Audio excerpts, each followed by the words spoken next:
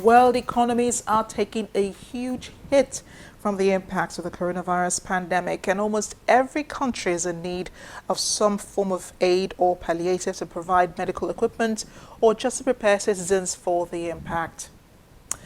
During the week, a delegation from the EU, led by Ambassador Kayla Magua of the European Union, paid a visit to President Muhammadu Buhari to make a donation of 50 million euros to fight against the coronavirus pandemic, because the EU had heard Nigeria's call for assistance and was acting swiftly as a demonstration of true partnership. We are very pleased today to announce that the European Union will provide 50 million euros in addition to the 1.2 million euros already provided, equivalent to some 21 billion naira. President Buhari said he was touched by the intervention, despite Europe facing its own struggle fighting the pandemic. This intervention, which is a collaboration between the European Union, its member states, and financial institutions, such as the European Investment Bank and the European Bank for Reconstruction and Development, will go a long way in ensuring the impact of this pandemic is controlled and contained. Indeed, this brotherly support will save millions of lives.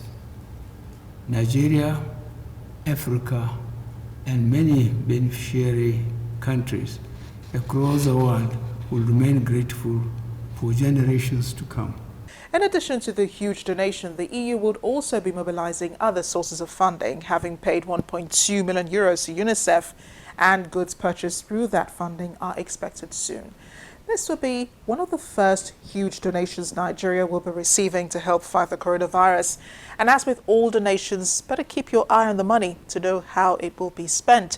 My colleague Kayla Magua had a chat with Ambassador Karlsen about that. This intervention fund is in response to a call by the Nigerian government. How did we make this call? We heard a call for having all hands on deck, to have the private sector, international partners, Nigerian authorities and beyond working together. And based on that, we mobilized in record time support from the European Union to Nigeria in the order of 21 billion nairas, or 50 million euros. Probably we have never ever been able to do that this swiftly before.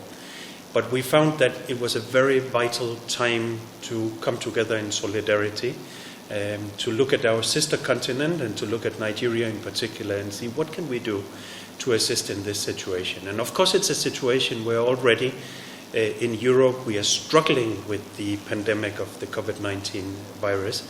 The death tolls globally are fundamentally staggering. As we are speaking, we are approaching 2 million people that have tested positive.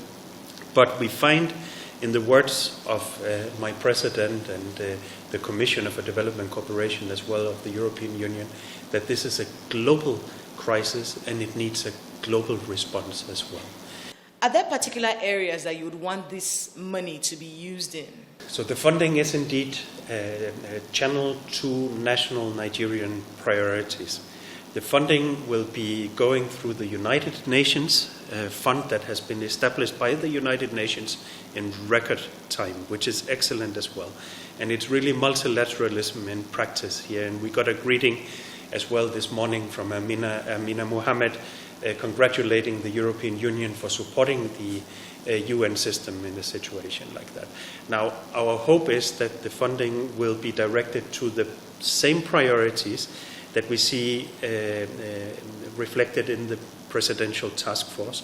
So there are a number of priorities, I think 10 altogether, that range from providing what is most urgent now, personal protective equipment, having upscaled and better testing abilities, having more treatment capacity, but also having awareness campaigns, and maybe in particular awareness campaigns for the most vulnerable groups, making sure that those in dire need, again, people with disabilities, poor people, IDPs, etc., get the necessary support so that they do not lack food to eat in the evening.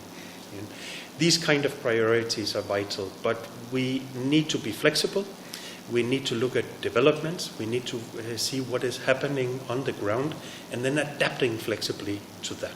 Now, Nigerians can be very skeptical when they receive monies from outside of this country.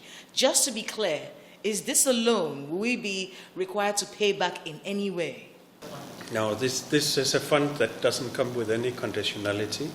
The normal overheads that are collected normally when you establish development cooperation funds like this, they have been put aside. We are minimizing the bureaucracies, so this is about getting aid to those that need it as quickly as possible. This is a donation. It's a gift from European taxpayers. You know, from those that, you know, even suffer some of these consequences themselves, because such a gesture of solidarity is what will lay the cornerstones of our future relations. Europe may be doling out financial support, but let's not forget the European Union is dealing with a pandemic nothing like it's seen before, probably since the 1900s when there was the Spanish flu.